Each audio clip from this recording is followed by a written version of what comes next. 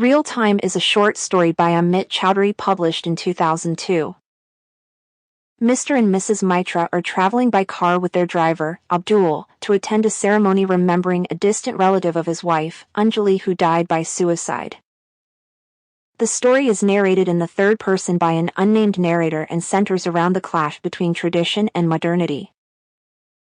On the way to the Talukdar's home, the couple, seemingly discontent with each other, gets confused about directions and Mr. Mitra becomes unsure of whether to buy flowers or not.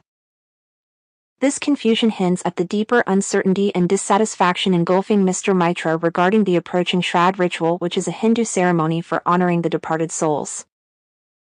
Reluctantly arriving to the ceremony, Mr. Mitra keeps his opinions to himself. He is more concerned with projecting a persona of a caring and religious person to keep up appearances and be accepted in society, because otherwise he would be ostracized from his social circle. He is a modern man who is not charmed by religion, sentimentality, or traditions. The modern man is selfish, hollow, and lacks basic empathy. He is consumed merely in his own worldly hunger and materialistic wants, just as Mr. Mitra constantly thinks about the pointlessness of the Shraddh ceremony.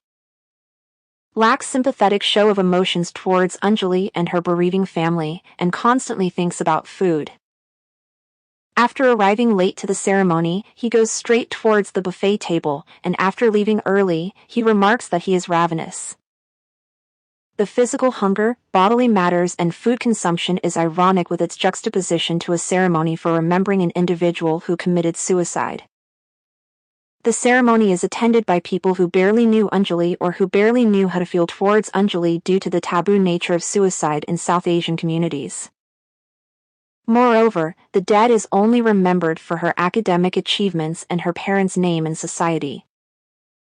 Throughout the entire story, the reader remains elusive of her personality and character.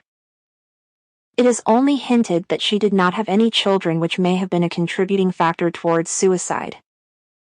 Further, the shambled state of her marriage and the pressure by her parents and the society to reconcile with her husband may have been the last straw for a distraught Anjali.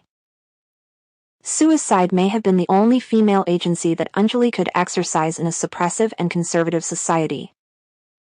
The heat and the tuberoses are quintessential to India. The tuberoses are used both in wedding as bridal bouquets and garlands and during funerary ceremonies. They mark both the occasions of fertility and death.